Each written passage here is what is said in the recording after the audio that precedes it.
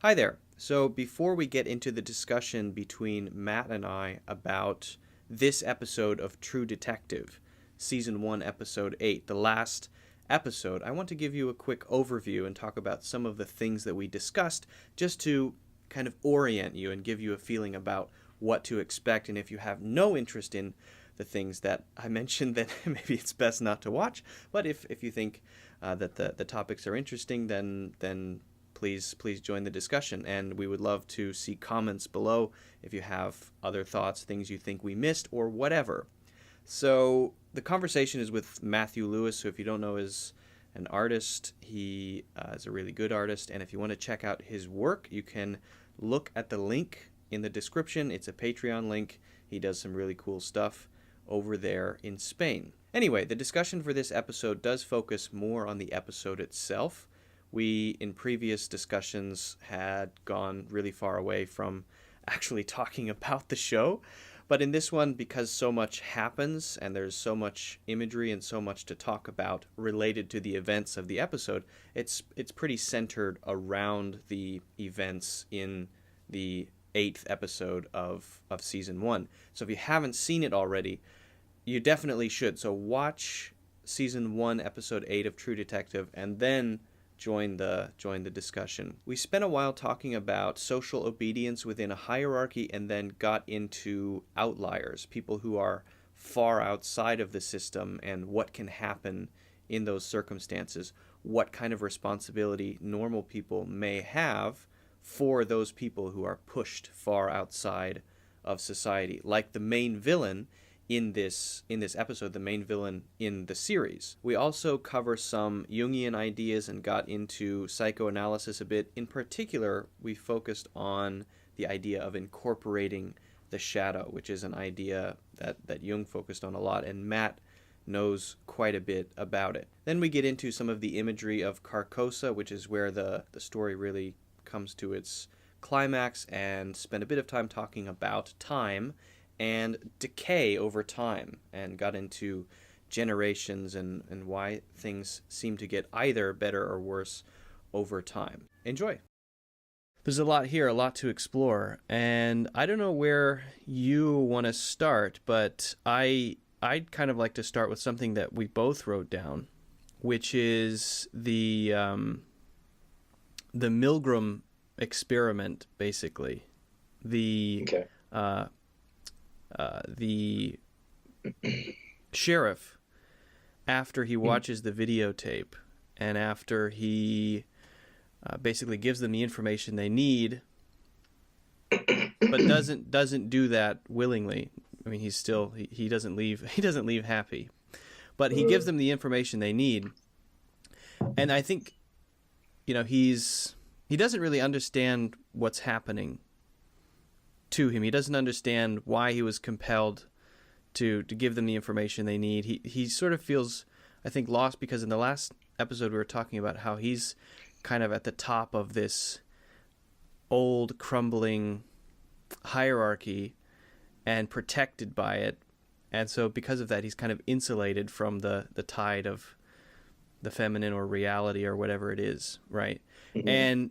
And the thing that allowed that to happen is pretty well explained in a line, which is that, do you want to say it?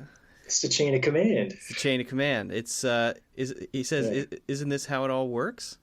Exactly, that is the perfect way to say it. And it reminded me immediately of the Milgram experiment. What's that? With that? So they had actors hooked up to electrodes in a laboratory, and there was a button that showed different voltage levels. And the actors were trained to give different pain responses, but they weren't actually hooked up to anything. And the experimenter would just tell them what to push, and most of them would push people to the point of almost dying. I mean, shock people to the point of almost dying. They thought they had no reason to know that they weren't actually basically killing them, but they just said, "Oh, this science man is telling me to do this, so I'm going to just do it." And a lot of people saw that experiment as unethical, but it really helped to shine a light on something that's pretty scary about human nature. That when we position ourselves within a social hierarchy, or we surround ourselves with just how things are, then we accept whatever comes with that, even if it's out of left field, because everything else is still reinforcing it. And that pretty well explains how Nazis operated and how concentration camps worked. And they were executing people and not enjoying it personally, but, well, I was told to do it, so I have to do it. And he, in a sense, I think some people would say is less to blame for that, but then the other side would say he's more to blame for that because he's not self-aware enough to know where he fits in society. And then that made me think, and sorry for going on for rambling, but that made me then think, well, what if he's sort of set up to be the guy on the other fence of Marty? In other words, the police force is sort of this morally ambivalent thing that's meant to protect society, but the way that manifests is kind of whatever the tide is, it will fit that mold, because it's made up of, we've now established the term, I think, Martys. It's made up of Martys, who are cookie cutter people. And if the tide is flowing in that direction, bending toward corruption, bending toward covering things up for people who are higher up the chain, then everybody's going to just fall in with that and not really think about it too much. It's sort of like an asteroid flying toward a planet. If there's nothing to tug it one way or the other, then it's going to just hit what it hits. If it's being tugged this way, then it's going to hit that thing. But sort of like a gravitational pull gradually working on him over the years unintentionally, Rust sort of shifted Marty's axis just very slightly over time. And so Marty started to sort of wane this way, or started to drift this way unknowingly, because he's a Marty. He fits the mold. But if there are two sides of the fence, it's the same cookie cutter person. And that sheriff, I can't remember his name right now, but that sheriff, what's his name?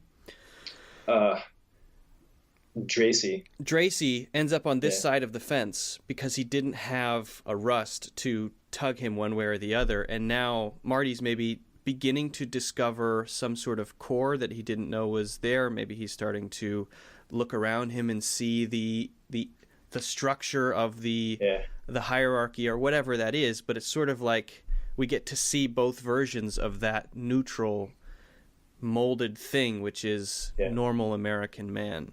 That's how I saw it. Is that insane? Is that ridiculous? That's how I saw the whole thing. No, that's cool. That's an interesting observation. The phrase "normal American man." I think South Park had a thing where they had a toy Southern man with, like, he wore a tank top and he had wife beating action, like his butt in the back. You press it and he, Interesting. So normal American man. I like it. No, that's cool. That's setting up Dracy and Marty as a pair of, what could have been two sides of the fence. Yeah. Because they're not far apart. The fence is in the middle, and they're still close to the center. They're still standing very close to the fence, but Marty was sort of gravitationally tugged a little bit by Rust's Jesus-like influence. Yeah, for sure. We can talk more about the Jesus thing later, because there's some good imagery later that hits the Jesus thing pretty hard. I think. I don't know if that's intentional, but he looks a lot like Jesus at the end when he's in the bed looking out the window. Yeah, totally. Yeah, that's got to be intentional. It's got to be intentional. Yeah. He's completed his journey as the Christ figure, where he's essentially accomplished his goal. He's paid a massive price for it, and then nobody cares. Because He's died for the sins of his past self. Yeah, and his one disciple, Marty, is the only one that's there to sort of be by his side and go check the tomb to see if he's there and if he's awake yet. Yeah. So once again, Marty is Mary Magdalene. Is he? Once again, when was it before? We were talking about them getting married before. Yeah. Well, his name is Marty. You can't spell Mary without M-A, Stop that. M-A-R. Sure. Please, thank you for stopping me on that track. Can't spell hello without H. Yeah. Yeah. Yeah, man, I can't remember. So did you have any thoughts to share on the that part of it, the hierarchy and sort of accepting the status quo and the chain of command? Yeah, I think going into that would sort of break into the bad, critique of the bad guy of Childress's son, who is Errol. the culprit. Yeah, Errol. So yeah, he has a name, doesn't he? Easy to remember. I'm usually not good with names, but it sticks. Yeah, it stuck with me, it stuck with me. When the woman says his name on the TV show, like Inside Edition or whatever, it reminded me of Errol Morris and The Thin Blue Line. Have you seen that documentary? The Thin Blue Line. That's very familiar. Nope, I haven't, but it's familiar. The name is very familiar to me, but maybe I'm thinking of The Thin Red Line. Yeah, for sure. I think there's 2 Thin Red Line movies, and then Terrence Malick movie, I believe, a good one. Yeah. And then all Terrence Malick movies are good. I think the Thin Blue Line is just a reference to the boys in blue. Yeah. So police officers, and the thin blue line that stands between chaos and order or whatever. But in the documentary, it's about this guy who gets wrongfully accused, and then there's a whole cabal of actors that are ensuring that he goes to prison and the truth gets covered up, kind of thing. Anyway, Errol Morris, and then the grain of that TV show, I just thought of The Thin Blue Line. But anyway, with Errol, I think just, this was in the notes, that when you say notes, just so people know, Matt sent notes beforehand yesterday, which is the first time this has happened.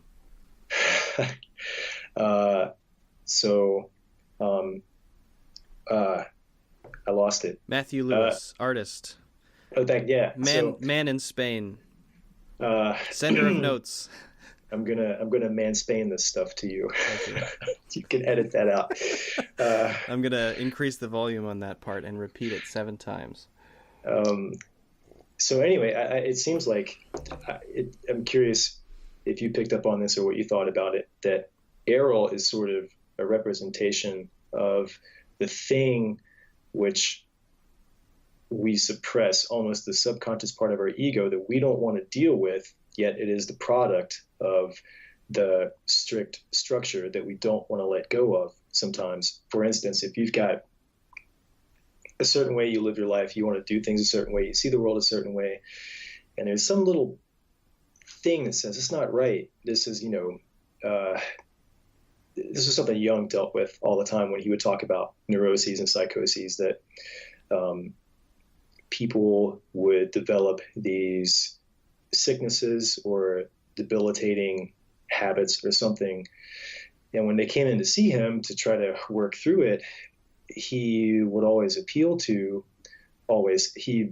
repeatedly appealed to the idea that they had these things were affecting them because there was something that they were repressing, a reality that they didn't want to acknowledge. And so they push it deeper and deeper and deeper until it becomes a monster, and it manifests as something that's out of their control, that is harmful to their daily routine or their life. And so what you have to do is you have to go down deep and deal with that monster in order to integrate it and sort of alleviate the thing that's gnawing at you and telling you that something's not right, or that you're not listening to me and I have to be expressed. And so it seems like Errol is just Rust's that. monster. everybody. I'd say everybody's monster. Well, yeah, but specifically, why is Rust so? There's something deep inside Rust that makes him feel this almost insane need to follow the case, to suddenly snap when he hears about the Yellow King. There's something about this that sort of triggers maybe an awareness or some sort of imbalance of the equilibrium that was there before, that makes him realize that it's time for him to start facing that particular monster, which was probably created by the death of his daughter. And that's why he expects to die at the end of it, because once he's killed that monster, then he's basically balanced that particular ledger and has no reason to exist anymore. Because but while he's still alive, that's why he says he always says he has unfinished business. While he's still alive, he has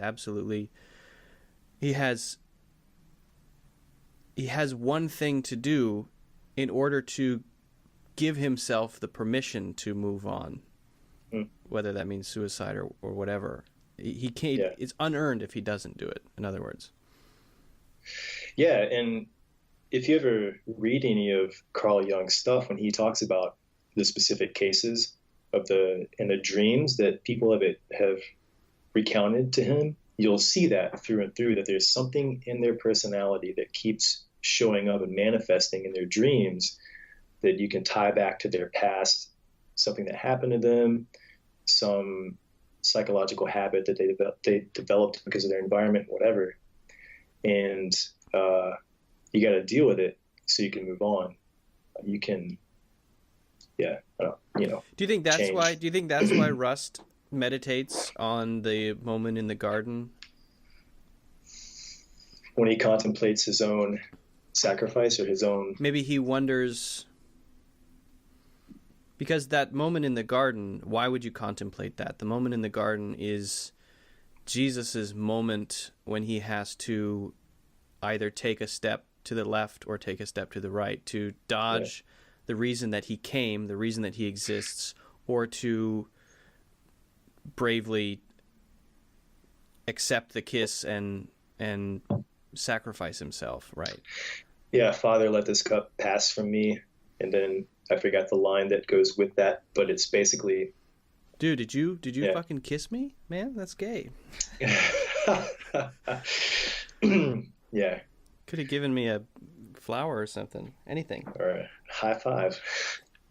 Yeah. I even take a slap on the butt.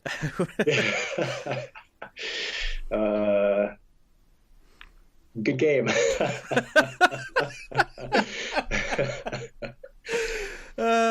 That's what Judas says, or that's what Jesus says? Yeah. I see you brought your new friends. Yeah. Yeah. I don't. How do we pick back up from that? We'll cut that. We'll cut that. We'll cut out the last 20 minutes. God. So, Errol could represent Rust's personal monster. It seems that Errol could also. I like the idea that Errol represents our collective society level monster. That we've got this structure, right? The Tuttles, the police force, the typical American family values, marriage, life dynamic from TV, that is essentially has resulted in the creation of somebody like Errol. Yet we push somebody like Errol further and further back. We don't acknowledge that it's our habits that we try to maintain that are actually creating those kinds of people. And so we're all responsible. We are all the sheriff. And what does Russ say in an earlier episode? He says, we are all the sheriff, and this is the debt we owe to society for our mutual illusions, right? I think Russ says that. And it seems you can draw, there's so many parallels you can draw, and I don't know if this is the intention of the show, but you think of stuff like mass shootings. There's some sort of, that's one of the products of the system which we've created for ourselves. So whether it's an individual or it's a society, the repression of the darkness, the repression of maybe responsibility that keeps getting pushed down, that creates the monsters which eventually pop out, we have to claim responsibility for them and deal with them. Otherwise, we have to say to ourselves, what part do I play in those, for example, shootings? It's not me and I'm horrified by it, but to what extent am I part of the system that allows it to happen when it doesn't happen in every country? There are many countries in which that doesn't happen. So is it those people? Well, then why do we have those people? Why do those people exist? And to what extent am I putting my blinders on and just filling the mold that's there for me and not questioning anything? And if I weren't to do that, would that have any effect? And to some extent, it's almost too big to know what to do about it. So you can't say, okay, well, I'm going to be more aware now. Now I'm going to do something. What are you going to do when it's that large? So I don't know. I agree with you. I think that's probably he's probably a good symbol for the Jungian. What would he call that? Function. Dynamic. What is the thing that we push down? The Jungian monster? That would be, well, it could be maybe, I don't know if that would directly fall into the shadow. It might be the shadow. Might be what? But I thought the shadow is the thing that you want to integrate within yourself. The shadow is the thing that you want to well, I think use. The shadow can be a positive force because you acknowledge your evil side and you embrace it to integrate as part of your personality to become stronger. Right. And it's, when you have the shadow, when you integrate it, you prevent the shadow from overtaking you and really becoming a monster and doing monstrous things, which Errol does.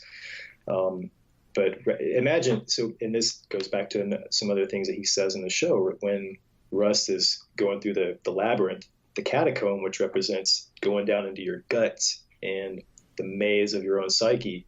When he's going down through that, you hear Errol whispering to him, the things they did to me when I was a boy, I'm going to visit upon all of the, what did he say? You know what he says? You know what they did to me? What I'm going to do to all the sons and daughters of man. So yep. I think, and that sounds like a line that one of the Dylan Klebold or Eric Harris could have said before, like something you might find in their manifesto. Right. Exactly. So, and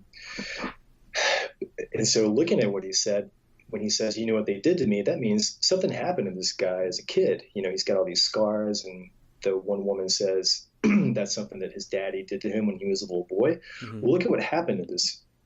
At one point, this monster was just a little boy, and he could have gone kind of like Marty or the sheriff. He could have gone in any of those directions, potentially. So he has become a monster because of things that happened to him before. The monstrous characteristics were nurtured, and there was nothing to stop them from developing, maybe. Yeah, there was nobody there to do something different. The only people that were there were monsters themselves who probably had a monstrous upbringing in their own, themselves. So it's like this passing down the sins of the father to the son, from the parents' generation to the kids and all the way down, which goes into sort of this idea of collective responsibility, which to me seems to break down the idea of just rabid individual identity, saying that I'm me and nobody else. Everybody else is responsible. Everybody's responsible for their own actions, kind of thing. But it seems like there's some reality puts in front of our face that actually everybody's responsible for everybody in a sense. In a sense, maybe there's no specific action you can take, but maybe a mindset in the way that you conduct yourself that has an effect that you don't really know, that you're not really aware of.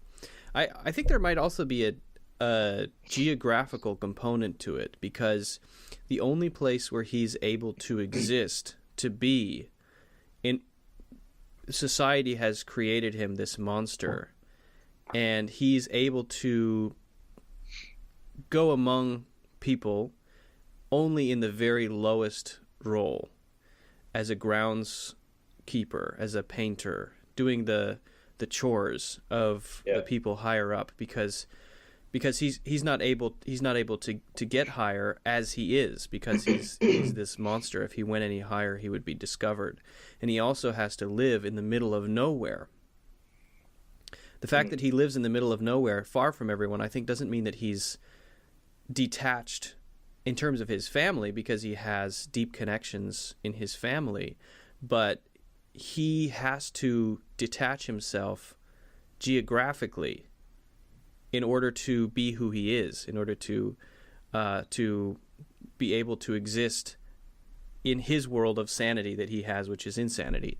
But he has to separate himself in that way. And then he's able to create that bubble for himself that allows that to maybe get worse. He's able to do everything that he can imagine.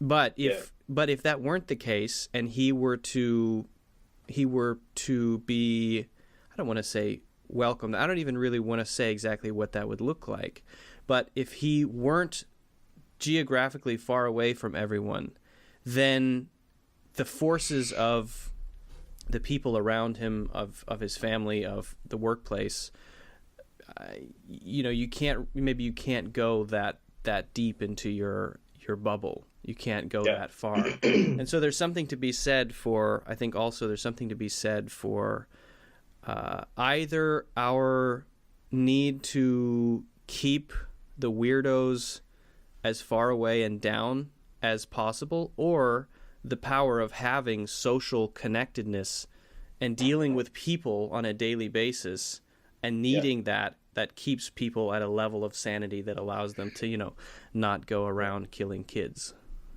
Yeah, and you mentioned his physical geography. Think about his psychic geography as a mirror of his physical geography, in the sense he has to be physically detached from people so that he doesn't communicate with sort of the regulated ethical society. Except at the lowest level, which is to take care of their grounds. That's about as low as you can be.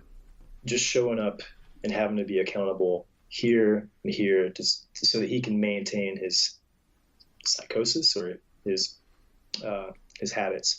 So psychologically, it's that part of us that is much how he's geographically detached. We push down our monsters to be psychologically detached, right?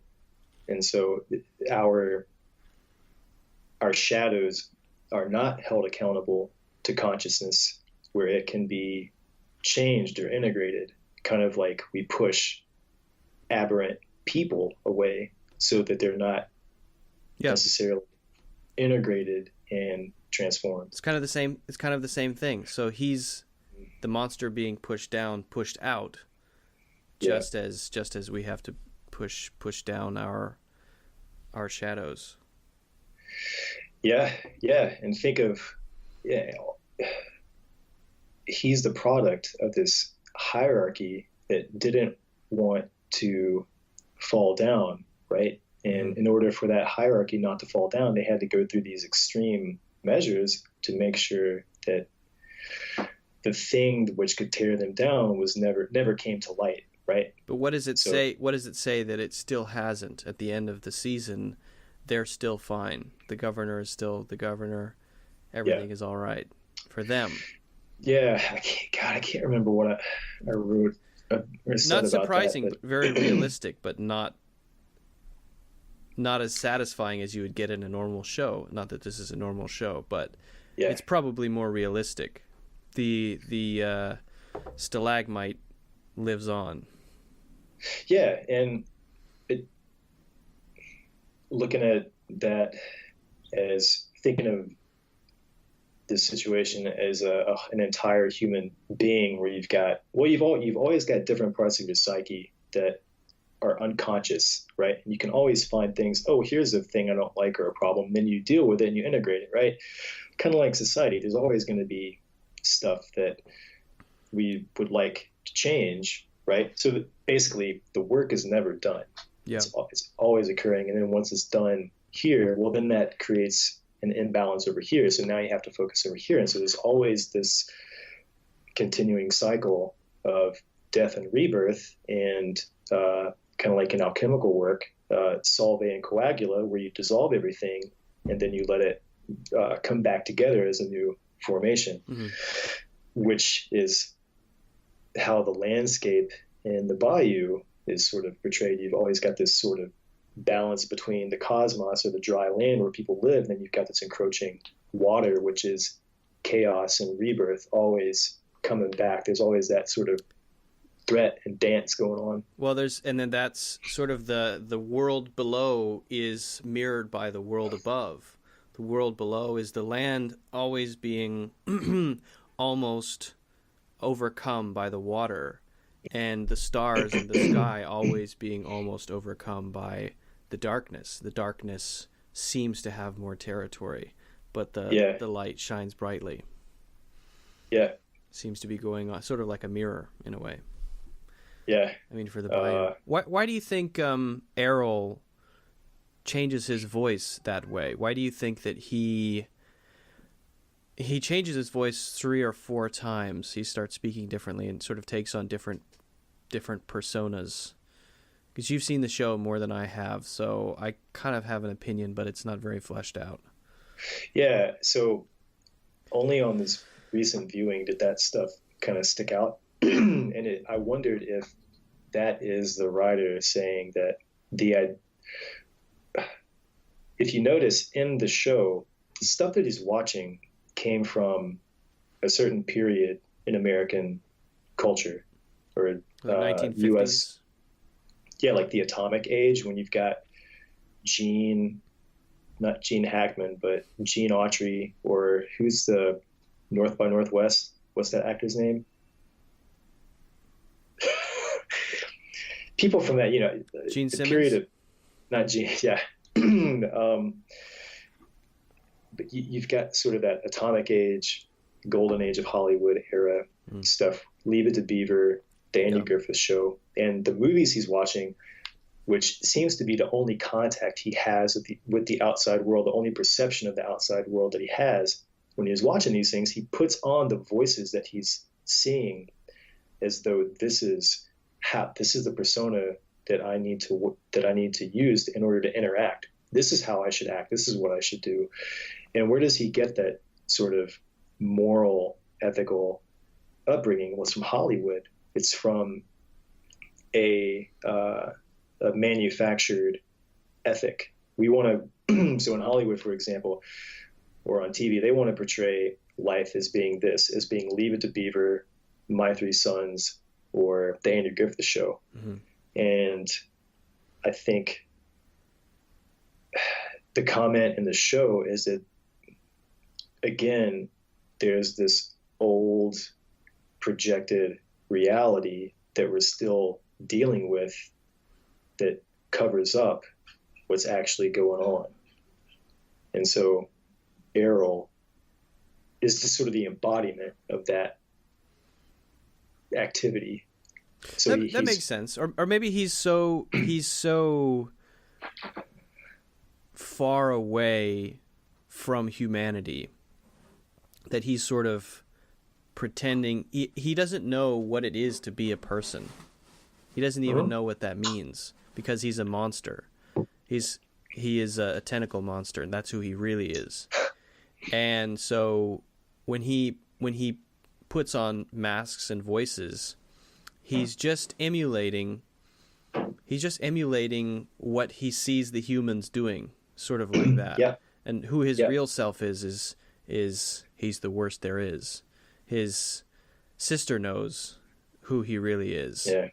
And they have a special relationship. Maybe we can talk about that a little bit too. But I saw it less as, maybe you're right. Maybe it is about a sort of a comment on the morality that we get from Hollywood, which is sort of superficial. But I saw it as his sort of being as a result of his upbringing, as a result of his maybe natural inclinations and deviant sexual urges and maybe interest in the occult. After a lifetime of that, an insulation, geographical and psychological, being so far removed that essentially he is an alien from another planet now. And he already lives in Carcosa. He already lives there. Yeah. Am I saying that right? Carcosa. Sorry. Carcosa. He already lives in Carcosa. It's his mental world. He is some sort of servant of whatever that is. Yeah. And so everything to him at this point is kind of just a play, and he can dip in and out of it, but he's completely gone. Yeah. He's not there anymore, and so it doesn't matter to him, that stuff. He's just trying to maybe he's a dark rust in a sense, because he just, he's tethered barely, but has to dip in once in a while to interact, and plays with those things as different ways to interact. Yeah, kind of like Rust. He can put on a persona to deal with whatever the situation he has to interact with. Yeah. I mean, he puts on a voice when he comes in from watering his father, talking to his dead father, and then when he comes inside, he talks to his half sister or whatever she is, in a specific voice that sounds like something he got from one of the movies. And then he goes to sit down and watches the movie some more, and then his sister comes out and he puts on another different voice, so he knows he can put on a different mask. And then I wonder if that last voice is the real one, though, because it's very monster-like. It's almost non-human, that last one that he has. I don't know. How did you have any sympathy for him at all? Did you feel any sympathy? Just that he's the product of that. That it's not like a person. Anytime anyone does anything terrible, a serial killer, a mass murderer, anything, anytime anybody does something terrible, you have to. Yeah. It's horrifying. You want to condemn it and condemn the person. But you have to also, in the back of your mind, recognize that you're sort of lucky that you had the trajectory in life and the genetic structure that you had. Otherwise, you would do that. People don't when their kids go, well, let's see, what can I do to eventually grow up to become a serial killer and kill prostitutes? That's not what happens. You are shaped by your genetic predisposition, and you're shaped by your circumstances, and you're shaped by your absent parents, and you're shaped by your abusive uncle and the things that you see. All of that shapes you. And so you have sympathy, I have sympathy, not for the person who did the act. Should they be punished? Of course. Is it horrible? Of course.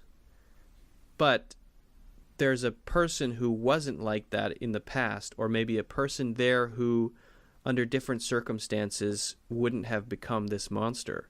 And that's what I have sympathy for, some sort of outside of the temporal landscape person who had potential that didn't reach, got knocked off the trajectory and went bad, basically. Yeah, like the "there but for the grace of God go I" phrase.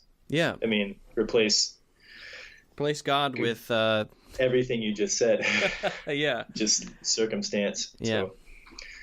So, Grandma threw a cheese wheel at me when I was 6.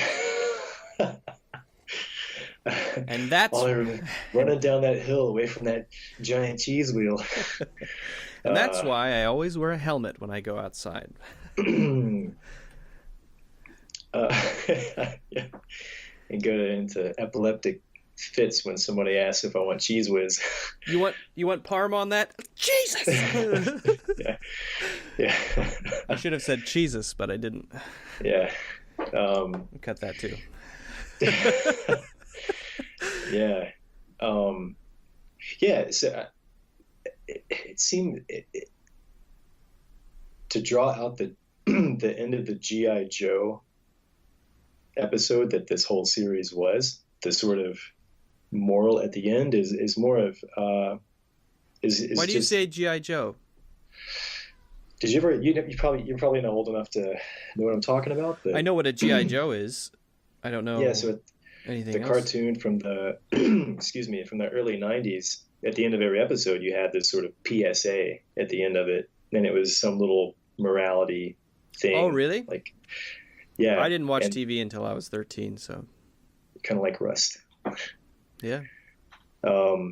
Just and then somebody in the recent past went and took all of them and re-edited them and made them hilarious. So if you look up G.I. Joe PSA now, that's something completely different, but it's hilarious. Pork chop sandwiches, body massage. You ever hear anybody say that stuff? Okay, anyway. Sorry, everyone. Yeah, so if we're going to make a parallel between True Detective and turn it into an episode of G.I. Joe, and then what moral do we draw from the end of it? It seems to be that is if we only view our monsters as not us and totally monsters, then we're going to keep having monsters. They're going to keep showing up. They're sort of our indicator that there's a systemic pattern that produces monsters. So, and that at one point those monsters weren't monsters, they were just something else, and they didn't necessarily, maybe just potential. They were raw potential. Yeah, and so rather than disregard the monsters, it's more, hey, let's figure out what happened, which that attitude of whoa, let's pump the brakes before we just fry them and put them away. Let's look at it and not sweep it under the rug. Let's be adults. Let's study it. Let's understand it. So that if we just react naively and call it a single name, a binary name, then we're only perpetuating the same thing in the future. All we're doing is basically we're carrying forward a previously signed spending bill. We're just saying, can I get another 1-year extension on this? Essentially, that's all it is. And we're not moving the ball game forward. We're not creating a new rule, which is, well, we used to have slaves and now we don't. Why is that?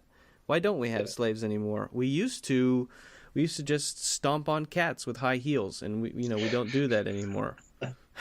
I mean, maybe you don't. But, oh yeah, you've got lots of kittens to practice on in your garage. I got a busy week ahead of me. Those your stilettos back there on the bookshelf next to your Jung books. Yeah, basically to drown out my neighbor upstairs, I gotta have bigger stilettos and cats. Yeah. But yeah. So we talked earlier in a previous discussion. Well, what do we take away from a show like this? Is it just to say, oh, look, there's some dark shit going on, and then look, the good guys got rid of the bad guys? No, I think people that make... If that's what you came away from this show with, then you probably were asleep through most of it. Then we're gonna link to the first episode of our discussion, and we recommend you start from there. So, yeah, exactly. With good art, it reflects reality back to us in a compelling way, and that's exactly what I think this show does. And then it gives us sort of the shift in perspective, a possible compelling way to shift our perspective of how do I look around at reality now? Does any of the stuff in the show, no matter how exaggerated or blown out it could be, does it have any bearing on what's going on? And I think it does. I think that's why it's good. I think that's why we spent 16 hours talking about it, and hopefully many more. I mean, that's kind of the premise of the channel. That's why it's called Gray Space, because there is no such thing as a clear binary. Yeah. Not really. I mean, not in any practical sense. There is in maybe some theoretical sort of Platonic sense, but not in any practical, realistic sense. Everything is an Yeah. exploration of the gradients between one and the other, and the true extremes of the gradients, the true polarities, are theoretical. They don't exist. They are the general posts that we look at when we're navigating the spaces between them, basically. And that's why, I think this sort of project of going episode by episode through a show like this, which is kind of a strange thing to do on the face of it, is, I think, worthwhile. I mean, you were talking about the golden bow. The guy got started on one question, and it ended up being how many volumes of work. I mean, there are 25 episode critiques of single video games. And before you dismiss anything like that, you have to sort of ask yourself, well, why do it sort of becomes an infinite regression? Well, why was the game made? Why was the show made? Well, it was made to entertain. Well, why is it entertaining? Because there's truth in it. Why is there truth in it? Because that's a sort of a representation of our own lives and the society we live in. And then it starts to make you back away from it and go, okay, well, yeah, maybe that is worth exploring.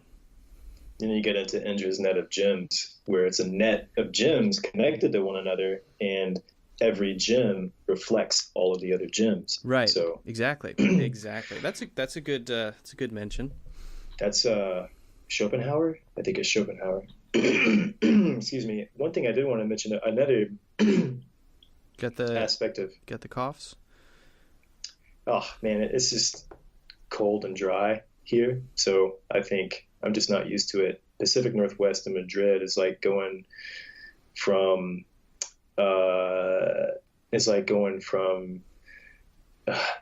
Big Sur, California, up into Denver, Colorado, just different climates. So, but anyway, to try to impart some more sympathy for Errol, as much as is reasonably advisable, is that even he says that his ascension is at hand, that he's about to what does he say? Essentially, his hand, he's about to leave the fernal plane.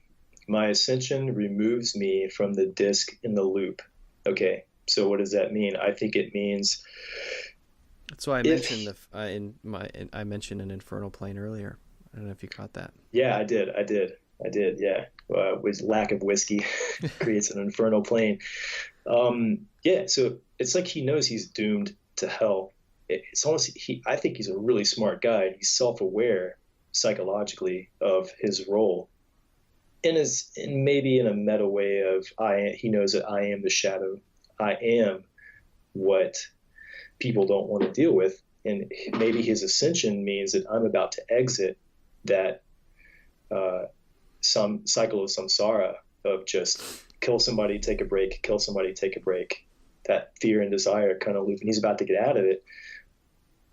And maybe there's a parallel between it's the shadow becoming conscious. He's ascending from the subconscious, the collective unconscious maybe, or the subconscious into the consciousness, right? Because now light is about to be shed on him and his activities, and everything's about to be exposed, right? Kind of like in psychotherapy, the same thing happens. You have this part of you that you repress, and bringing it's in the dark, it's hidden away, but the goal of psychotherapy or psychoanalysis is to bring it into consciousness so that you can see it and then integrate it. It doesn't mean that, oh, now I then go out and start murdering people. It's more of,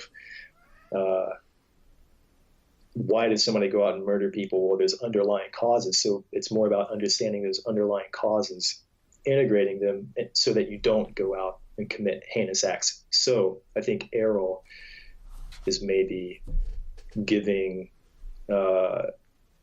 lyric or voice to that psychological mechanic. In order to sort of plumb those depths, you have to be brutally honest with yourself and see things for what they are. As you said about Jung, he wants to say this is what it is. Let's first say what it is and then go from there, right? But the higher level self naturally doesn't want to see things for what they are. The higher level self, and I'm sorry for saying this so often, but the higher level self is the society level self, is the Marty who coasts basically along and is the sheriff, and they're not aware of anything beneath, and they don't have the awareness to be honest enough to confront the early questions that would then lead them down into that particular abyss, which would lead them to confront their monster, which would then maybe perhaps lead them out of the abyss stronger with an incorporation of their shadow. And if that initiator or that person, the clear-eyed thing or force that looks honestly at what it is, whatever that is, honestly, unbiased and sort of undeterred by the tugs of society, then that's Rust. That Rust is the person, because of his personality, because he's already been into an abyss and has come out, he's armed with the tools to see things as they are, to be drawn into the abyss, to then deal with this particular monster. I don't know if that's taking it too far, but I mean, there's a do you know what I mean?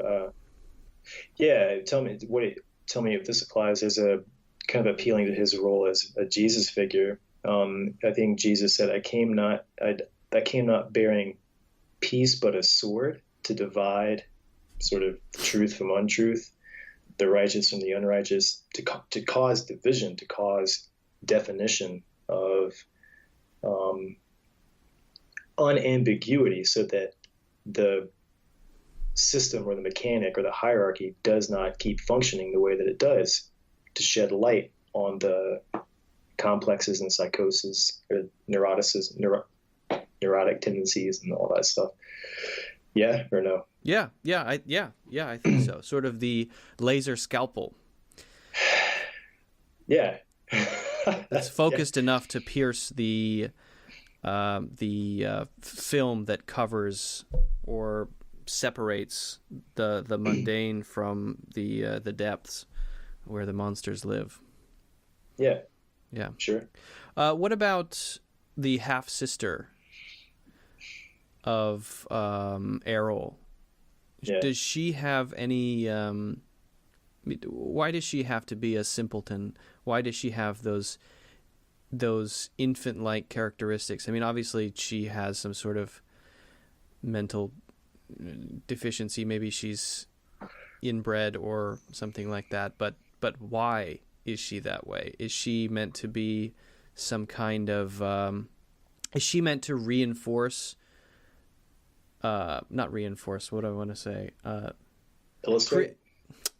Actually, what I want to say maybe is her simplicity helps to bolster his separation from society. She also is not pulling him in any direction, or she doesn't have the power to do that. She is kind of not a nothing, but she will just step out of the way and sort of be subservient to him. Yeah.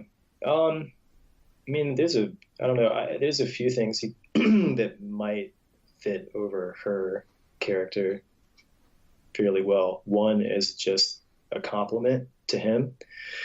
He's probably really, really smart, and she's not so smart. She's female, he's male. And then, together they are a pair, a unit. And then mythologically, I wondered if she might be the Shakti to his Shiva, which in mythology, I guess in Hinduism, Shiva is the creator of the world, and his balancing or complementary power is embodied in Shakti, which is his lover. And Campbell tells a story. They look very similar, right? Maybe. I can't. It's been so long since. Aren't they both? I think they have similar. Okay, anyway. Yeah. The story that Campbell tells is that Shiva is just kind of going along, minding his own business, and sort of just, he's not really moved by his own compulsions, and he'll just kind of laze about and spend all his time in the hammock, right? But then Shakti, she's the one that is the innervating or energizing power that wants to come and make stuff happen, not just be complacent or lackadaisical. And she's the one that comes around and excites Shiva to the procreative act again. And you see that in the show. And I wonder if that's sort of But how would she be that for him, though? She just turns him on. And that, because, I mean, she has to come around and she says, you haven't made flowers on me. You want to make flowers today? You haven't made flowers on me in a while. And, referring to sex between the two of them. So she has to come around. Otherwise, if she wasn't there, he would just go about doing the same thing he does every day. And so he has to be sort of excited into doing that. And then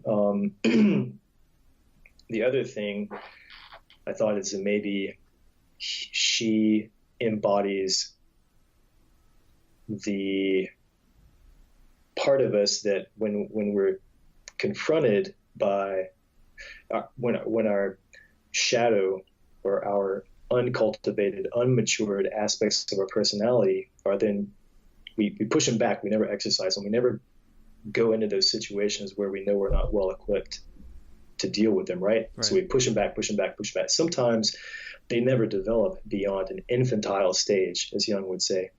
And so in her case, we see her acting just that way. She regresses into an infantile posture when she's like chewing on her dress and just scared when Marty comes in and confronts her about, hey, where's your fucking phone? Everybody has a phone. She turns into a baby, essentially. Yep. And I think it's just to emphasize that point is that when we do come up psychologically against a situation that we never had to exercise or mature growing up, that's what we do. We turn into babies about it, an infantile response. And Jung talks about that all the time. No, all the time. He's written about it. We do that for specific characteristics that we have. She is sort of an embodiment of one of those characteristics, a part of ourselves that never reached full maturation, basically, a part of ourselves that wasn't faced with the sort of steps of growth that maybe the other parts have been. Yeah, if you think of an equalizer on a stereo, you've got all of these different frequencies listed, and there's little knobs that go up and down. So think about a human being as having an equalizer, right, of 1,000 different frequencies that can be adjusted. And let's say throughout life, person A has had all of these frequencies exercised, and they've matured. They're like at a plus 100 decibels. They can deal with stuff, but then this whole spectrum down here was never exercised, and it's either at 0 or lower. So they just... It's an RPG. It's an RGB skill tree. That's what it is. Exactly, man. RGB. RGB, not RGB. Sorry. Yeah. Sorry, Adobe Photoshop. Sorry, Adobe Photoshop. What do I want to say? RPG. Yeah, just like that. Skill tree in which you choose what to level up. But maybe that analogy falls short because you can't choose everything. There are only a specific number of points you can use to level things up. So I don't know. Well, there's only so many experiences one human being can have. So even in reality, is there a human being that can deal with every single possible iteration of a situation? There's not enough energy or time in the universe to really I think there are some, a human being to that there point. Are some pretty big extremes, though. I think there are some people who have got quite a few of those fleshed out, and I think there are some people who have very few of those fleshed out. And sure, yeah, there's something about it intentionally. I think we live in maybe a society in which the trials that cause that sort of maturation to happen are maybe a little too few and far between. Initiation rites. Yeah, those don't exist as much. Yeah. Maybe in some we can live in an infantile state if we want to. We can stay home. We can protect ourselves. It's possible. And so I think the characteristic that's important is to seek the abyss, to find the nearest hole and jump into it, and then see if you can climb out. That's, I think, that's a good philosophy. I think that's kind of my philosophy. Like, where's the next terrible thing that I can try? Not terrible thing, but I mean horrible thing that I don't know how to do, that I just have no clue about. Terrifying thing that I could try. Terrifying. Yeah. The next wall to throw myself upon. Because theoretically, things would become better after you're a more integrated, capable person. Yeah. That's the theory, I think. Not things become better, just capabilities improve. I think saying things become better is sort of placing a requirement on the universe, because you never know what. But it doesn't matter if things become better, because you are hopefully developing the characteristics that no matter how good or bad things may be, you're able to sort them and deal with them or dispel with them if you need to. Yeah.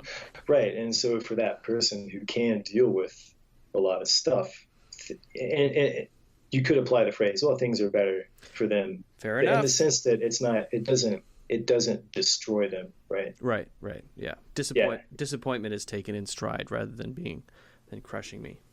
And even maybe if you're really strong, maybe it's even expected. Oh yeah, this is going to be disappointing, but going through it and dealing with the disappointment is going to be even better than not dealing with it. Yeah. Maybe the extreme of that, though, is becoming nihilistic, becoming more like Rust and just saying, man, nothing matters. But his was tinged with a failure to mature, which is, I would say, being able to actually stand on his own 2 feet emotionally after the death of a child. So this is his process of coming to grips with that. This is his reckoning with that aspect of himself. He's leveling that particular thing up, and it's so much of a challenge for him that he even expects it to kill him. He expects it to be the last challenge. And the fact that he overcomes it, I don't know if he overcomes it, but the fact that he's able to kind of confront it and deal with it and then come out the other side basically brings back the whole Jesus analogy thing. I don't know if he's dying for the sins of his past self, or if now that he's completed his mission, he's now reached some sort of higher plane. I'm not exactly sure where he goes. So where do you think Rust goes from here now that he's survived when he shouldn't have? And he does say stuff like, I shouldn't be here. Right. Like he's like, he can't even comprehend how he's like, no, I should be dead. I was hoping to die. What do I do now? My definition of myself as somebody who was supposed to die here is gone. I'm still alive. So what do I do? Well, when you say definition, you mean what he's referencing, his own definitions fading away? Because I took something differently from that. Oh, I just thought of his conception of his own reality ended in that boxing ring of Carcosa, right? Yeah. He's like, this is where I'm going to die. Yeah. So, which, funny enough, Errol thought the same thing. Right. I was going to mention that. They're kind of parallels in the sense, going in opposite directions. Errol seeing his samsara upcoming, it's on the horizon, and his cycle of killing is about to end, and Rust is grappling with this giant troll within himself, which is the death of his daughter and his wife leaving him, and they're sort of two matter and antimatter particles about to collide and annihilate. And I guess maybe in some sense they both die. Maybe it's like Harry Potter when Voldemort kills Harry Potter at the end, but then he's just killing the Horcrux of himself that was in Harry Potter. That thing was zapped, but then the purified person remains. It's kind of like that alchemical idea of the catalyst, or even the scientific idea of the catalyst is the thing that generates the violent activity, but it itself is unchanged, right? Or it causes change, but it itself is unchanged. So, I mean, that's something to work through a little bit, but. Well, I wanted to focus for a second on the his mention of definition when he talks about at the end, sort of jumping to the end, when he talks about his experience, very emotionally talks about his experience of pure love and warmth, and actually feeling the reality of his daughter's love, feeling his definitions fade away, and immediately that is Buddhism. Yeah. That is essentially the philosophy of Buddhism, that you have to dissolve your boundaries, but then remain in the world. So we've kind of constantly been touching on this idea of a bodhisattva, that he came out of it, a drunken bodhisattva. But now, maybe even more so, he's had this experience of completely dissolving. And maybe that's that piece of himself which is dissolving. But the idea of Buddhism is you have to realize that you aren't an individual, that you are part of a larger consciousness, and you are not a single ego. You feel like you're an ego, but when you dive into it and you start to experience reality as it is, you begin to realize on an actual level that the ego is just a sort of byproduct of the cycle of suffering and desire that everyone in life goes through, and that until you reach enlightenment, until you reach samsara and you exit the cycle, you leave the infernal plane or whatever it is, then you can't actually come back as a person who, I don't know what it means for him going forward, but as a person who has seen the reality, just seen the truth finally, the first person who's seen the truth in the show, the first person who we've seen know what it's kind of all about, at least more so. And which is telling that he says at the end, I think the light might just win, which is not a thing that he would say. There's a bit of a role reversal there. Scented meat, right? No, he says Senate meat. Does he say Senate? I thought he said he said, what is Senate meat? It might. I thought he said Senate. So I did a Google search for just to see what would come up. Or I did a YouTube search. I searched Senate meat. Well, and so that idea of sentient meat, right, that you just talked about. I say sentient, but sentient. I don't know what the correct pronunciation is. Hey, Grandma, what's the correct pronunciation of sentient? I was right. She's been here the whole time. She's right. She's right here. like Errol's dad. Yeah. I hope my grandma doesn't watch this show. Ladies and gentlemen, pray to God that Luke does not bend that camera to the left.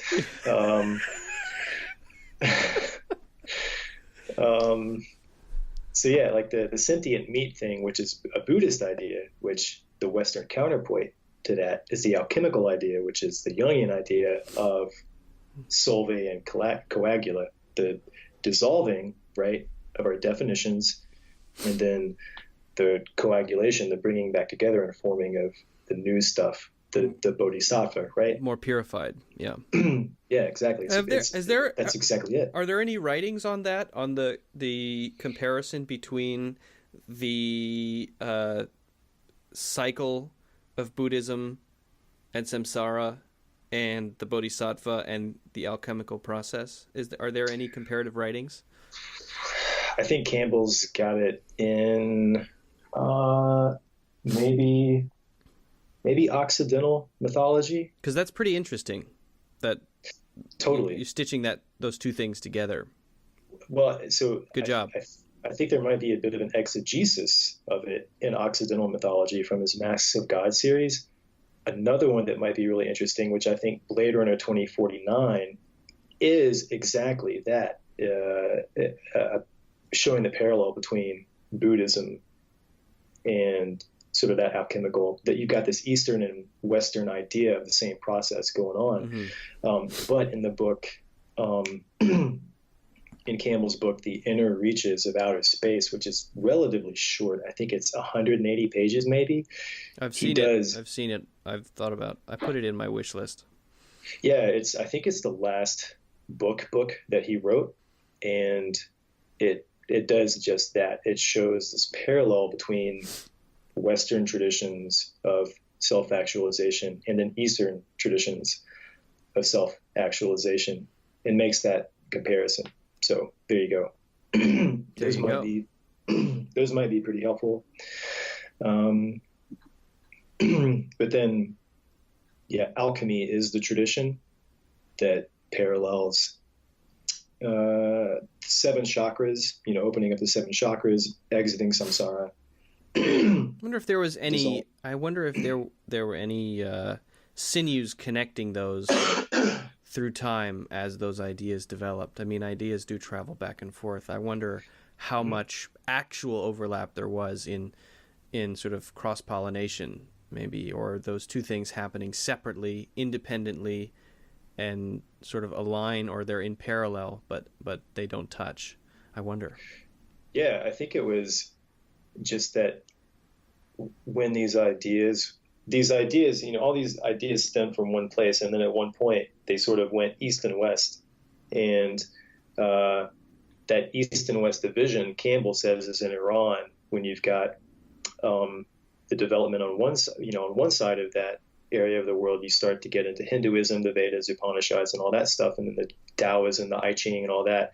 But then on the other side of the world, that turned into Zoroastrianism, which then turned into Christianity, Mithraism, Tammuz, Adonis, and all that stuff. And how does alchemy fit into that, though, into that scheme? Is alchemy derived from Zoroastrianism? No. Alchemy. Is there any connection? I mean, you can make dots connect in all of these philosophies at some level, right? But something that's a strict process, I don't know. It seems like Eliade makes the case that alchemy came from metallurgy, and then essentially you had people figuring out that we can accelerate the natural process of metals and turn it into something useful like iron, and that was a very mysterious, religious, mystic process. And then there was, out of that sort of real process, people extracted a philosophy out of it, which turned into alchemy. And in alchemy, there are all these experiments done, which then people pulled empirical science out of that. Which is what we talked about last time. Yeah. Right. So, but in the alchemical vein, that philosophical idea, which is parallel to the Buddhist idea or the Hindu idea of self-actualization, Taoist, all that stuff, there's still that alchemy maintained that parallel, even though science, took some of the alchemical experiments and went in a different direction. Mm-hmm. So I think maybe that's where the parallel is. Mm-hmm. Well, if you look back. Hinduism, though, is a little bit different. I mean, Hinduism ties in more agrarian traditions and the responsibilities of the family and your role in the society, and sort of distracts from the self-actualization part of it. You know what I mean? Buddhism is sort of, if sashimi is the simplest food you can eat and gain nutrition from because it's just raw fish, then Buddhism is maybe the simplest, maybe Zen Buddhism is the simplest idea that you can take in, put into practice, and maybe get something out of. Okay. And I think Hinduism had a lot more bells and whistles that made it hard to... I struggle with Hinduism a lot because it's so rich with symbols and stories and sometimes the history of the people and the history of the mythology clouds the core idea of, let's say, self-actualization. And it almost becomes center stage. Mm-hmm. You know, when I am around Hindus, I don't have a sense of someone on a mission to become an enlightened person, even though the idea of a kind of idea of enlightenment exists in Hindu philosophy. Not that I know everything about it, certainly, but in Buddhism, it's sort of like, dude, fast track me. I'm gonna hit myself with a stick until I get it, basically. Do you know what I mean?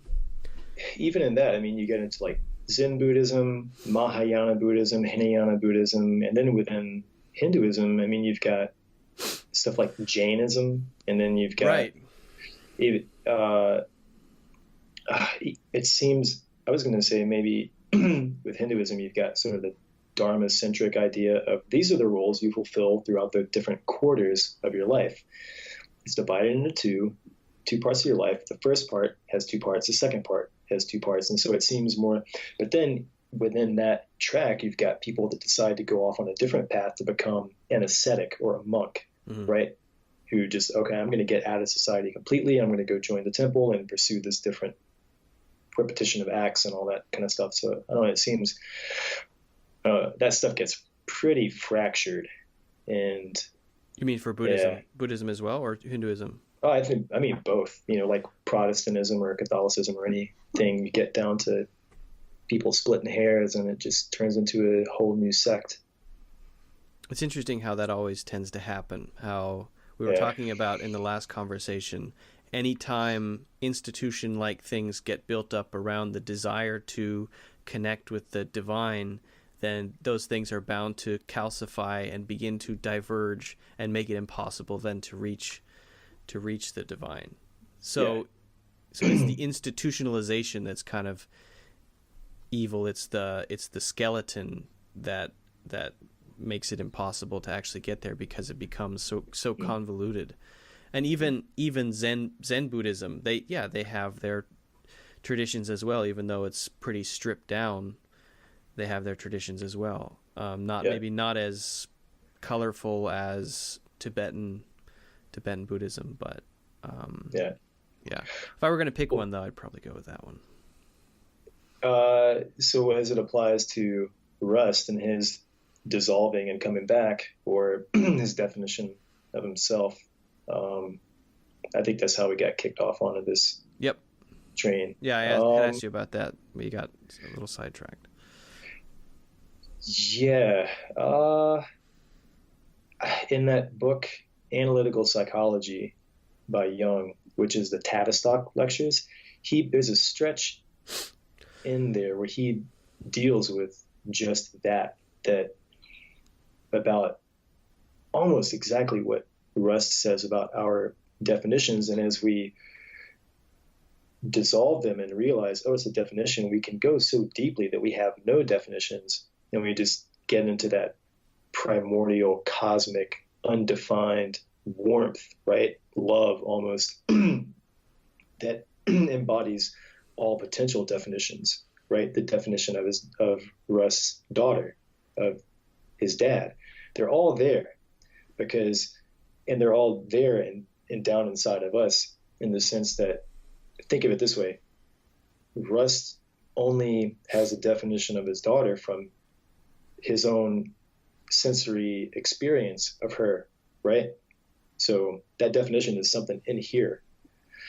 And so, and that just came out of what was already in him. Does that make sense? Sort of like there is a light beneath, and we all have our lenses that refract that light differently and mean different things to us. When you have or you experience an out-of-body experience and you go to the white light, why do Hindus experience maybe a Hindu god? Why do Christians experience Jesus when they have the white light? Well, it's that light, whatever it is, that divine thing, that warmth, whatever you want to call it, that exists in the undefined space, is being refracted and focused according to the pathways that we've basically got throughout our lives as we develop memories. That it takes on meaning according to our cultural backdrop and our personal characteristics in the people we know, but maybe it's the same underlying thing. Perfect. Yeah, and I think that's exactly what Jung said. I think that's what Rust was saying, and that it's all there, all that sort of warmness and love. It's just a matter of... Well, what does Jung say that warmness and love is? What is he? But he did. What is he calling that sort of undefined space? Because you could just say that is nothing. Because outside of sensory experiences, it doesn't matter what there is. There's nothing there because you don't exist. When you stop existing and there are no more structures, then you're nothing, and that's it. I don't know if I've ever... He doesn't mention love or warmth in that section I was bringing up, but everything else he just said, I think he said the same stuff. Too Prussian to mention it? He's what? He's too Prussian to mention it. Sure. I don't know. Yeah. Okay. Yeah. Well, what about the sort of moment toward the end of the show when Marty gets closer to Rust's way of looking at things? Do you think his arc has in any way come full circle? I mean, Rust's arc is pretty clear to me, but it's Marty who at the end looks to me like the darkness is winning, and that's a pretty heavy thing to say for a Ken doll. Yeah, for Zach Morris at the end of his career after Saved by the Bell high school years. Well, I think maybe what Rust did when he got out of the hospital was go look up that doctor that he dumped. Remember? He's dating the doctor at the middle of the show when they clip Ledoux and he dates the girl he's watching TV with. It's a joke. It's a total joke. I don't get it. Please explain it to me. I don't understand. It's like, now I'm done with all this serious stuff. I'm going to go look up that doctor I didn't have time for. But no, that's a joke. As far as Marty, his reaction when his wife and daughters come to visit him, it seems like he's realizing, I was acting in this prescribed way, and look at what I missed, because I that was a thing that sort of like kind of like Errol is a product of the hierarchy in which he exists. Marty is kind of like Errol in the sense he's the product of the hierarchy in which he existed, but his benefit is now that persona. He no longer has to adhere to that persona. Now he realizes what he missed out on. And so you mean Marty? As far as Marty, yeah. As far as his pessimism, I think this is where that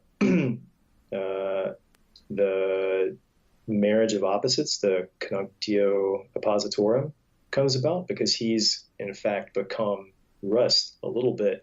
Early Rust. Rust has become nothing. I think Rust is going to stop drinking. No, wait, he's not. He's going to keep drinking, but just for fun. Yeah, we got to wrap it up in about 30 minutes because I got to go drink with Rust, as a matter of fact. Oh, yeah? Yeah. He came to Spain. Did he? Yeah, he brought his deer butt. I wish, man. What? Yeah. I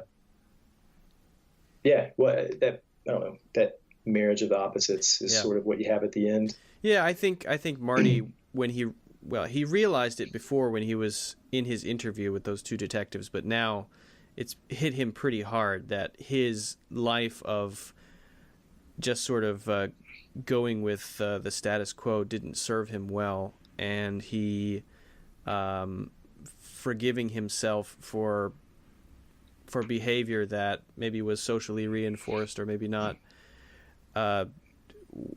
basically resulted in him losing everything, and in him losing everything may be similar to Rust's losing everything, and so maybe it's the beginning of his journey. I mean, that's a bit of a stretch, but it's on his face when he's basically weeping suddenly out of nowhere, now that he's surrounded by people who love him but will never be his again, because his wife belongs to someone else, or she's with someone else.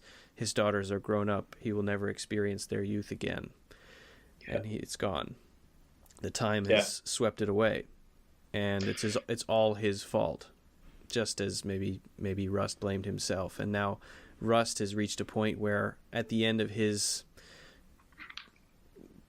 fight with the monster, he doesn't have an agenda anymore. He doesn't have to kill any more monsters. He might keep smoking and drinking, but he's just at zero now, just kind of floating along. I don't know if he would have that insane drive anymore to solve a case, or maybe he'll just go back and work at the bar, and that's it. I'd be cool with it. Yeah. Go hang out with his buddy. His buddy who never speaks. Doesn't have to. Yeah. That guy's cool. He speaks, just not with words. He speaks with a rifle. Yeah, he doesn't talk at all, does he? He never says a word. I don't think so. Yeah. That's pretty interesting. He's sort of just an embodiment of the he's an embodiment of the rage of the parents of the victims. He's just a person who's there, the silent embodiment of the emotion of loss. Yeah, like that is a reminder to Rust, maybe helps motivate him. There's the phenomenon of, what is it, the silent victims that never are given voice, essentially. It's like a thing you'll hear in pundits say on TV shows and stuff now, even now. There's a phrase, I can't remember what it is, but it's something, it's not silent minority or silent majority. It's something else, but maybe that's what he is. I did, deer butt? No, not the deer butt, but let me take a sip of water. Please do, and eat a couple of lasagnas. You sure you're going to go out and drink tonight? You got throat issues. You might want to just drink honey water. That's what we're going to drink. Okay, just go out. Honey water! Hit it hard, man. It's the new year. Yeah, so when Marty says, look up at the stars and tell stories, I mean, Campbell talks about in primitive mythology, or that's exactly what happened, is once people started to look up and realize that there's a cosmic order to things, that's where math comes from. That's where any type of structure comes from. And you're talking about, Carl Sagan talking about, we know that the physics here on Earth will also work in heaven, essentially, right? And then this sort of idea goes into the idea of like ziggurats and pyramids and all that kind of stuff, because essentially all these these priests and these magicians and people that started to read the stars built these temples. And if you look at a temple, it's got four corners, and then it's got a a meeting point at the top.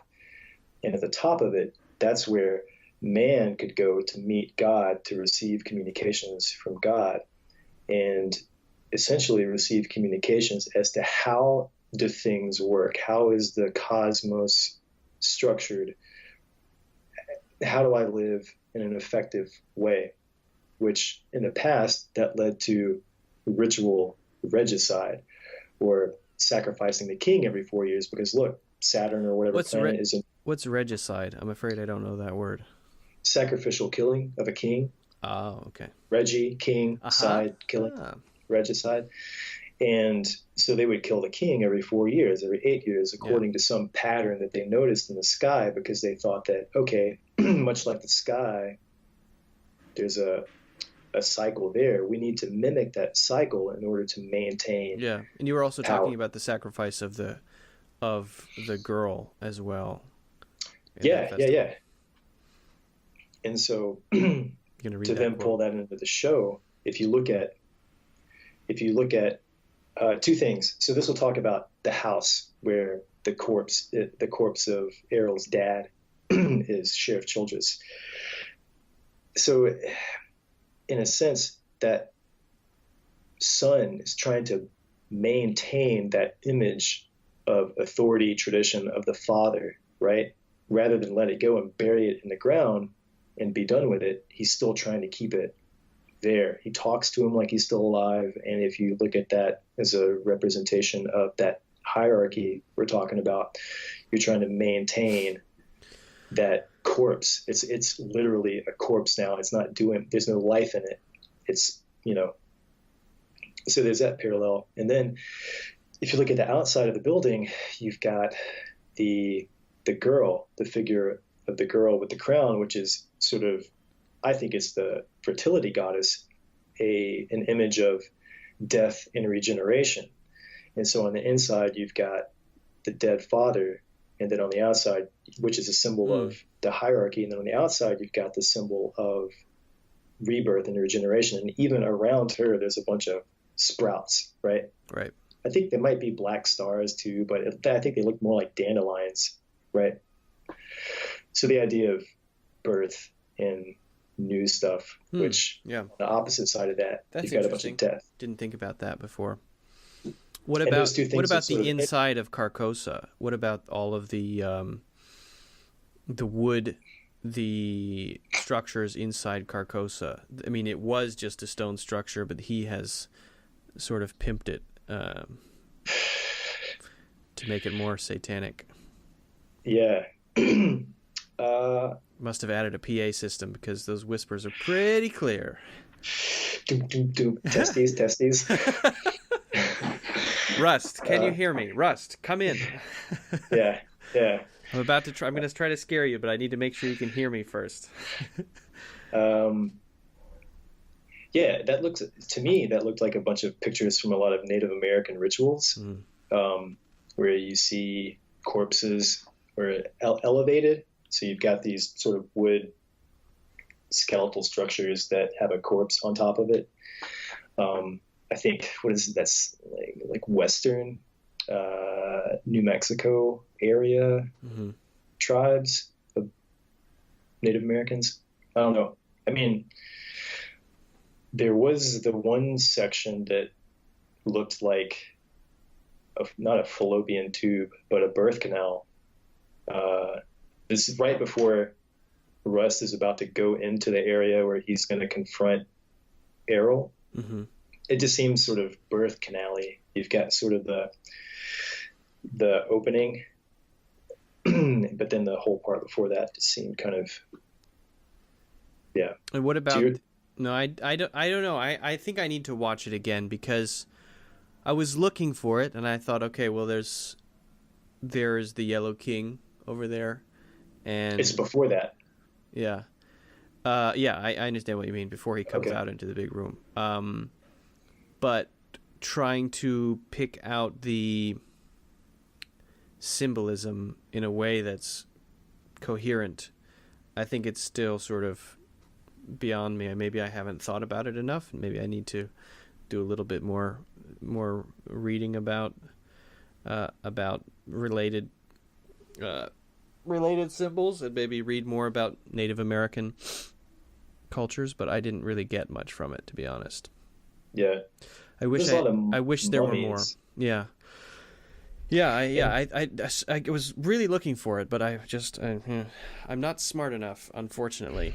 What about the vortex that he sees, and why at that moment, at the moment when it would distract him, is sort of like I don't know. It's sort of like so much crazy shit has happened in that room, and he has, as much as you could say of anyone, created his own world. Carcosa is his place that he's created, Errol. Errol has created. Yeah. And he's the master of this place. And maybe everything is so perfectly placed that somehow it's almost designed to give him the edge, almost like a home field advantage for a sports team in a way that maybe reacts differently with different people. And it happens to be that because of Rust's background that he has that issue with synesthesia and visions, and his maybe that's triggered in a serious way for him because of what all this looks like, that is not his home field advantage, that for a moment causes it sort of all to culminate and give Errol the advantage at the right time. Not that there's any actual magical force there, but sort of, this is my space and it is built to give me an advantage and disadvantage the other person and take advantage of whatever weakness they might have. I don't know. That's the only thing I could really get from it. I know obviously that it's a vortex because of the spiral tattoo, but other than that, that's all I could come up with. Yeah, I think at this point it would be good to acknowledge that neither of us read, or at least read completely, The King in Yellow by Robert W. Chambers. So I think there's a lot of gaps that could be filled in by having read that. I was looking around, and on Reddit, somebody mentioned something there about that in the King in Yellow, pain is the thing that grants you entrance into Carcosa. So that seems pretty apropos for that scene, that could be what's going on. But yeah, I don't know. It's a mystery to me. Maybe after reading the book, my friend sent me a copy of it. Your friend sent you a copy? Yeah. From the States? From the States for my birthday. Yeah. And that's what you asked for? How would he know that that's the book? I didn't. And it was a she. So she went to a bookstore, and it was the Lovecraft bookstore, and she was talking to the guy that works there, and she said something about the discussions we're having. And the guy was like, "Oh, you got to make sure he reads this. He's got to have this." And so he gave her that book to send me. And so she did. It's a pretty good gift. It is a good gift. Yeah. So it's just kind of, it's a little bit shameful to have gone through 8 episodes and not actually have read all of that source material. Not necessarily. I think it's a little shameful to have seen the show 5 times and not read. Exactly. Yeah. Yeah, not for you. Yeah. Of course. No, I'm just kidding. But perhaps not. I think I've read about a third of the book. I've read some of it, and this was after I watched the show the first time. So I think like Black Stars and Carcosa, King in Yellow, Take Off Your Mask, all that stuff makes sense, but sort of the whole breadth of the content I'm not familiar with. So okay. Yeah, maybe we can have another discussion and make it a sort of coda to the discussion. Discussion 9, everything we got wrong. Yeah, discussion 9. Oops. Yeah, it's Carcosa, not Sarcosa. Oops, spaghetti. Spaghetti. Yeah. Yeah, so you wrote down in your notes a couple of things that I wanted to just mention, and maybe you can just talk about those. I know you got to go pretty soon. I forgot the Zoroastrianism that I mentioned at the beginning. That's what I was going to mention. Yeah. Okay. Go. Well, yeah. Go ahead. The Zoroastrianism. So we've got this branching off of the sort of Eastern and Western traditions of philosophy and mythology. One went to what we know now as Eastern Buddhism, Hinduism, the Vedas, Upanishads, all that stuff. And then you've got what went west, which became all that other stuff I mentioned. Zoroastrianism is what Campbell says was the first iteration where you have nature as evil or abandoned or wrong. And that was Ahura Mazda is the savior figure, which embodies the light that is going to come back and correct all of it. And I forget, and Angra Mainyu, I think, is the sort of Satan aspect, and Ahura Mazda is the Jesus counterpart, the good versus evil. And that was the first time you got this light versus dark motif, which was pulled from a legacy of instruction from the stars. So when Marty is saying that kind of stuff, I think it's supposed to be a reference to Zoroastrianism and human history with light versus dark and that concept. So, yeah, that was that. Yeah, that's interesting. So in that early tradition, was it all of nature that was evil or represented the unknown, where the evil came from, or was it just that the unknown was the space where evil lived? That nature was the tornado, nature was the flood, nature was the destructive force. I think with Zoroastrianism, it's that nature is fallen, it's incorrect, it has been tainted with lies and darkness and that kind of stuff, and so you have to have the light to come in and remedy. The light is going to come in and fix it all. Kind of reminds me of Tolkienism. Yeah, explain that to me, because I don't really know Tolkien that well. Well, if Tolkienism were a religion, I guess it would be the past is always better than the future. The arrow of time is an arrow of constant corruption and decay. Things erode. New things never improve upon the past.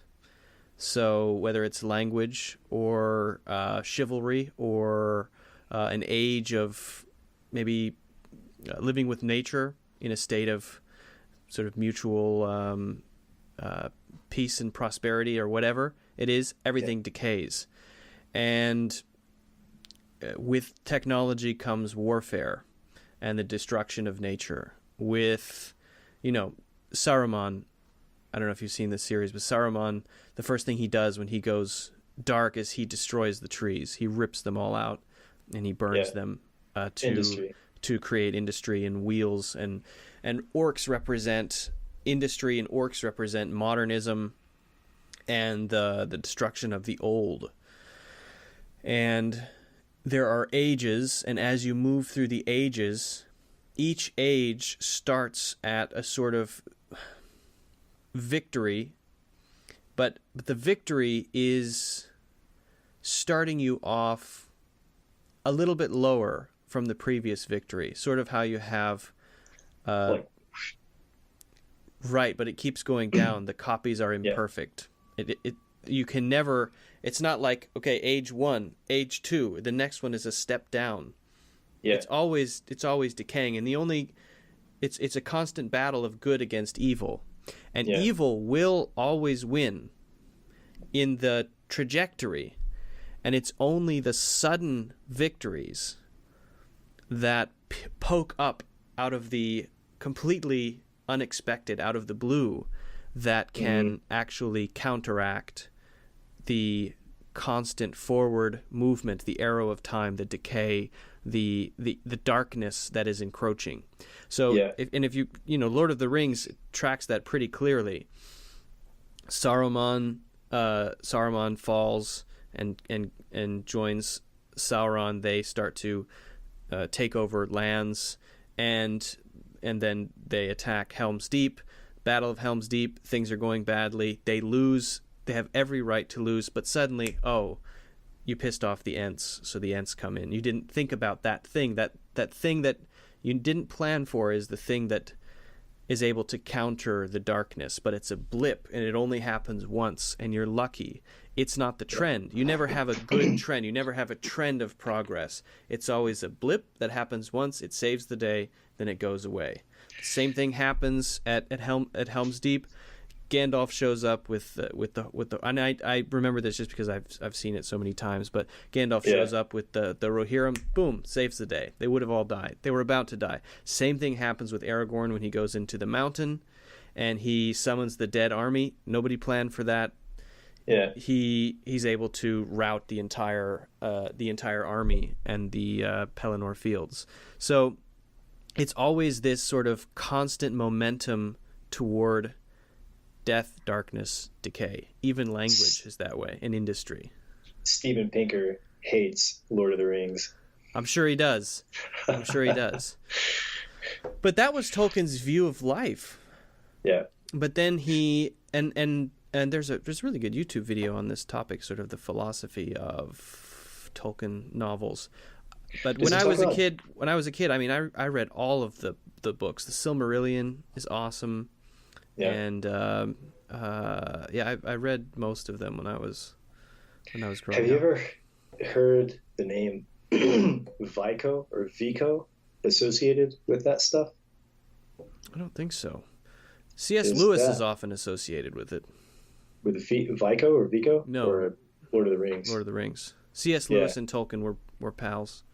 Yeah.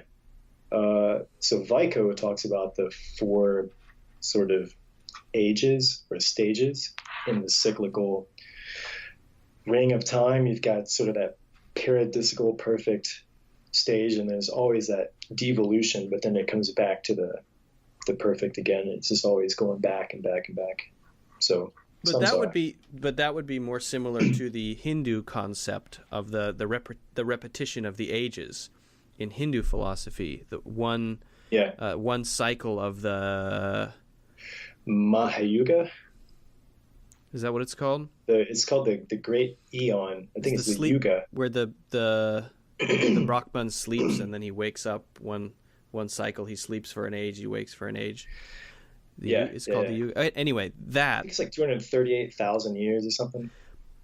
But that's and then there's another cycle that's even bigger, right? Yeah. But that goes around and around, and there's no you wouldn't know that you're in one or the next. Mm-hmm. But with the idea of Tolkien, it's sort of like this, or maybe like this, like steps, going all the way down. It's never a cycle. It's not pure, and I don't agree with that. I mean, it's a stinky philosophy, but it's good for stories. Yeah, and then there's another image about, I think it's something like a cow, and it's standing on 4 limbs, and when it's standing on all 4 limbs, it's the best things could be. But then one limb gets hacked off, things get a little bit worse, and it just gets worse and worse until. What gets hacked off after the second limb? And that cow's going to fall over after the second one. Yeah, I can't remember that one. It was just if anybody it's not good for that hears cow. It and remembers it might be a good connection to make. I think it's something I think it's a natural process. That way of thinking that everything is in decay is something that happens generationally. I think that we see, as we grow attached to our generation's trinkets, the next one, the YOLOers, maybe as disdainful, and we resent their use of language. We resent their fashion sense. We resent their Snapchats, and I already feel like an old man, and I'm 30. I feel extremely old compared to people who are now 18. I don't understand them, and I'd like to, but I don't. And I know what it's like now to be a really old person who is out of touch. But there's, I think, a natural inclination to see everything, use of language, morality, taste in music, fashion, whatever it is, as in a constant state of decay.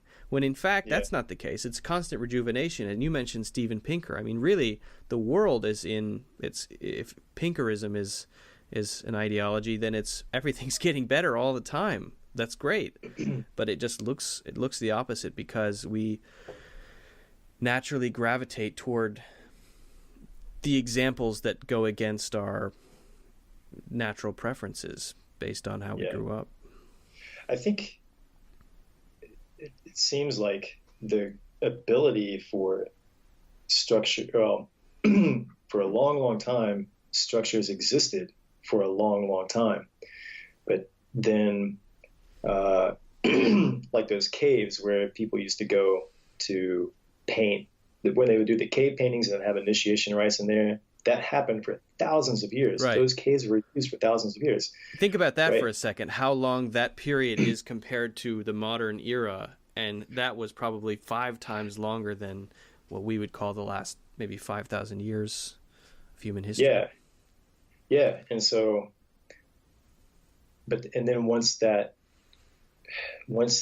structure was no longer useful, something else came along. And maybe that new thing that came along didn't, where the old structure existed for thousands upon thousands of years, and then it got replaced by a newer one that was maybe more efficient, but then that one didn't exist. The new one did not exist as long as the old one did, right? So let's say we had an initiation rite we used for 100 years, and then after 100 years it became kind of inefficient, but we had a new one that was even better, but then it only lasted for 50 years until something even newer came along. But then that newer thing only lasted for 25. So you've got this, right, exponential rate of... There's so many interesting parallels here. I know exactly what you mean. That makes me then think of... There are a lot of cool parallels there. The Cretaceous period, when there was a massive explosion of life on the Earth, and we suddenly I just listened to that right episode too. So basically, for I don't know, I can't remember the number, 1 billion years, it was chemical experiments going on the Earth, and the randomness involved in the system was insufficient to make change happen quickly. So in other words, yes, there were all these experiments going on all over the planet in chemistry, which may have then resulted in single-celled life, but those were for an immense period of time, maybe 1 billion years, those experiments happening, lightning strikes, meteors, all of this happening that finally results in something that can self-replicate. Then that single-celled, how long were the single-celled organisms around? How long were the single-celled organisms around? That was another insane period of time before then that became a multi-celled organism. But as soon as the multi-celled organisms began to replicate, and as soon as they grew into larger organisms that had other organisms inside them, and then they developed hard shells, then there was the sort of Cretaceous, I think it was the Cretaceous period. Cambrian? Oh, sorry. It was, yeah, you're right. The Cambrian explosion. Okay. Yeah, the Cambrian explosion, in which things just exploded. And then, there are plenty of trilobites to attest to that period of time. Yeah. So it sort of reminds me of that. It's almost like a Moore's law of either evolution or a Moore's law of cultural change. As you're saying, maybe it's 50 years, and then we realize, oh, well, if that changed in 50 years, then that means that change can happen. So if then we're now aware that change happens, then we seek change. And then populations start to grow, and there's more variation in the system, and the variation then makes that function collapse, and then the hockey stick goes more vertical, and more and more and more and more and more. And yeah. It's now reaching a ridiculous degree, which then reminded me of something that Terence McKenna seems to be focused on, which was his idea of the end of history, and that things are all headed towards something significant. Singularity? I don't know what he's talking about. I don't know if he's talking about the singularity. I don't know if he's talking about... He seemed to think that there was a real pattern in history that was leading towards something real, rather than us just being part of a universe that's going to dissolve and have a heat death. I don't know. What do you think about his ideas about the future? I've still got to listen to more of it. I don't know it well enough. Yeah, I don't either, honestly. Yeah, I'm no authority on it. But it just seems like those are all sort of analogous hockey stick patterns. Totally. Cosmic Hockey Sticks. Cosmic Hockey Sticks. Yeah. So you You get, you yeah. you finished episode 2 of Cosmos? Yeah. Yeah. Yeah. What do you think?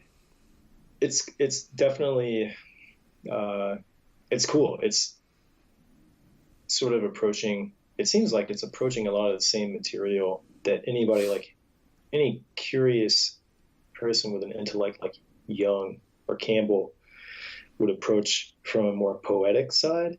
That somebody like Young or Campbell is heavy on poetry and mysticism, but still strong in science. That Sagan is the other way, heavy and really strong on science, but still it's got enough of that poetry and mysticism in it that it can still hook you in your, like in a heartstring kind of way. So exactly, it's cool. I like it. It's a good way of putting it. I agree completely. Yeah, I think for me it's a little bit more on the side of a barrage of facts, but I mean, it definitely boils it down to it's not, I don't want to say not sentimental, but to a compelling feeling. Like now imagine what it would feel like to be this infinitesimal in this gigantic situation in time. It's like, oh, wow, cool. You just made a hard fact moving, rather than it just being, it's just an incomprehensible truth. Who cares? But he makes you care. There's poetry in that too, if it's presented correctly. I think he presents it well. Yeah. Right. And it's the conveyance that he's good at. So yeah. He sort of had a reverence for. I think he had a reverence for classical things. Oh, right. What was that? The library at Alexandria, and just thinking about all of the different minds able to come together and just think and ponder and sort of revel in immensity and existence, and just what's going on around us. What are all these mechanics and realities that are happening at the same time? Look at how amazing it is. So yeah, that was cool. Yeah. Deer butts. And deer butts. What you put that in the notes, so I want to know why. Just because it was funny. It's just when you're looking at something for the 5th time and I know what they're saying over there. What's going on over here in the background? Oh my God, the costume designer thought about putting a deer's taxidermed ass on the wall in this bar. Just to kind of, Unless it was already there, maybe that's a real bar. Lucky location scouting. Yeah, indeed. I think it's interesting to see Rust as a bartender at his job. He's working at his job. He makes people drinks. It's kind of weird that he's this sort of almost angelic figure, and people are making him give them a brew. Little do those people know that they could be talking to Jesus. Right. But exactly. All they let him do is they takes the Lone Star out of the 6-pack in the beginning of the day, puts it in the cooler. Then when they show up, he takes it out of the cooler, pops the top, and hands it to them, and that's it. Yep, that's about it. Yeah. And tells Maggie to go away. You're classing up the place. Get out of here. That's about it. Yeah. So his issue with her, that the thing that didn't sit right with him was that she asked him to lie. Yeah, she said that it never sat right with me that you were always asking me to lie about Marty. So I think that's what. In what lie about what exactly? Well, she had asked him, "Do you know where he is? Is he coming home? Do you know what he's doing?" Yeah, you shouldn't ask me that. Yeah. Don't place that on my shoulders. Don't put that on me. You should ask him. Figure it out yourselves. It's not my issue. And I think he's insinuating, I know you want somebody to lie and tell you that, he'll be back. He's not doing anything salacious, but he's like, I'm not going to lie to you about it. You're going to get you want me to lie to you, but I'm not going to do it. Yeah. So yeah. It's unrespectable. You can't respect it. Yeah. Yeah. Get out of the bar.